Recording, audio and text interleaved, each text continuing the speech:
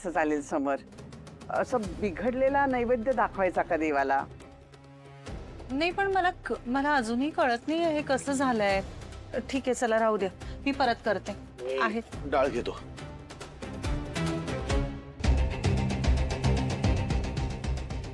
वेळेवर होईल ना नैवेद्य तयार?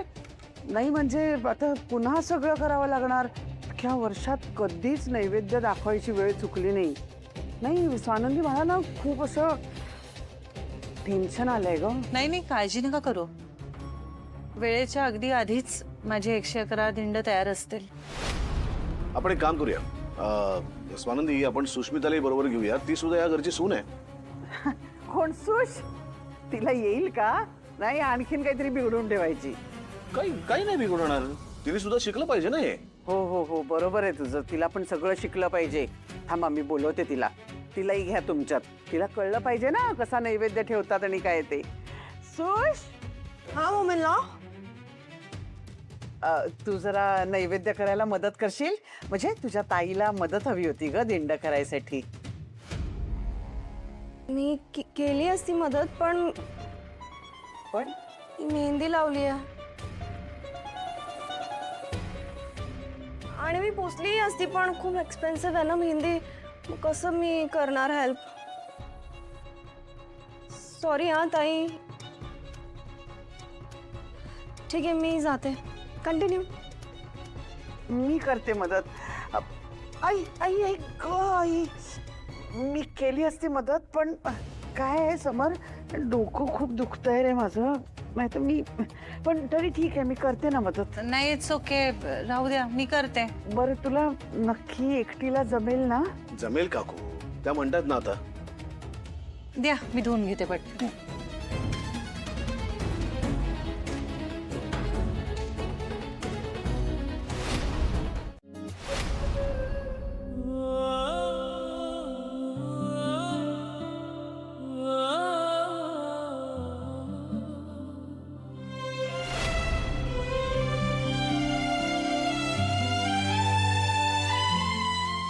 हे कशासाठी होतं?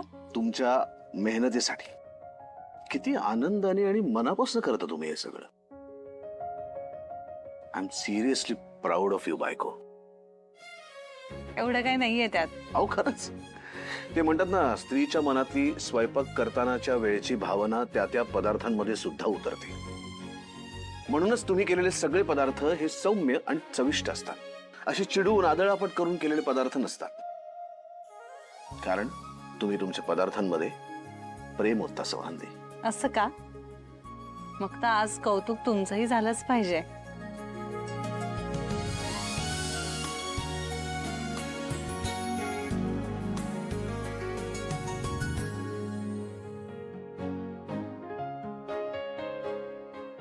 हे कशासाठी? कारण आज तुमच्या मदतीशिवाय ह्यातलं काहीच झालं नसतं माझ्याने. बायकोनं कुणाच्याही कौतुकापेक्षा फक्त नवऱ्याच्या त्या एका कौतुकातल्या नजरेची वाट बघत असते. म्हणजे सगळे म्हणाले ना घरातले की स्वयंपाक छान झालाय, तरी आपला नवरा जेव्हा आपल्याकडे बघतो आणि नुसतं एक स्माइल करतो तेव्हा खरं समाधान मिळतं. आणि माझा नवरा तो माझं खूप खूप खूप कौतुक करत असतो. कौतुक केलंच पाहिजे स्वानंदी. अप्रिसिएशन ही जगातली सगळ्यात अंडररेटेड गोष्ट आहे. टीका करायला काय सगळेच पुढे असतात, पण कौतुक करताना मात्र स्वतःचा हात असा आखडता घेतात. आणि मला असं वाटतं की नवरा बायकोंमध्ये तरी असं नको ना. आणि तुमचं कौतुक करायला माझ्याकडे खूप कारण आहेत. लाजून हसणे हसून ते पाहणे मी ओळखून आहे सारे तुझे पाहणे.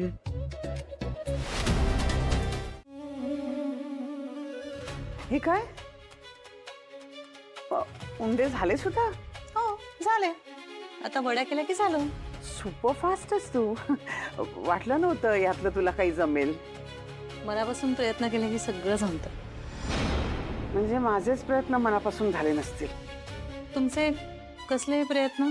तू तोंडावर पडावं, तुला वेळेत काहीच करता येऊ नये असं वाटत होतं. पण म्हटलं तसं मी मनापासून प्रयत्नच केले नाहीत ना. असो. काकू, सणाच्या दिवशी तरी जरा कडवटपणा कमी करा, नाही तर पुरणपोळी तिंडे गोड लागणारच नाहीत तुम्हाला. हे बघ. Good morning. Good morning. Good morning. Good morning. अरे वा, आळूवडी पण झाली म्हणजे सगळं डन. डन कसलं, गोंधळ घालून ठेवला तुझ्या बायकोनी. कसला गोंधळ? उंडा झालाय पण कापणार कसा? सुरी वापरता येत नाही ना. पण काकू आता इतकं सगळं तर त्यांनी केलं ना, तर फक्त आळूवडीसाठी सुरी वापरली तर काय प्रॉब्लेम आहे? मला काय प्रॉब्लेम असणार, पण आपल्या घराण्याची प्रथा आहे ना. आता हा स्वानंदीला यातून सूट हवी असेल तर काय हरकत आहे. ठीक आहे. काकू थँक्यू, पण मला नको कसली सूट. अहो पण मग आळूवडी कापणार कशी? त्यावर उपाय आहे हो माझ्याकडे. एक मिनिट.